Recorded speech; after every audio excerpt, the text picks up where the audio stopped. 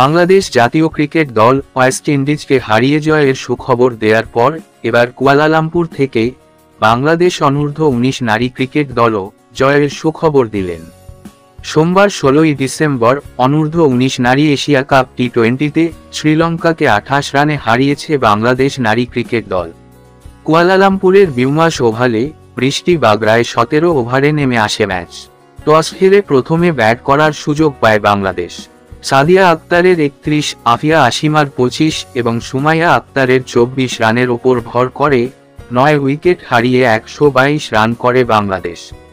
জবাব দিতে নেমে শ্রীলঙ্কা 7 ওভারে তুলে ফেলেছিল 47 রান। এ সময় 2 উইকেটের পতন হয় লঙ্কান মেয়েদের। তবে ফারজানা ইয়াসমিন, সুমাইয়া আক্তারদের নিয়ন্ত্রিত বোলিংয়ে ধিমেতালে চলে রানের চাকা। নিয়মিত বিরতিতে উইকেট হারাতে থাকে শ্রীলঙ্কা। নির্ধারিত 17 ওভার শেষে 8 উইকেটে 94 রান করে পরাজিত হয় শ্রীলঙ্কার মেয়েরা।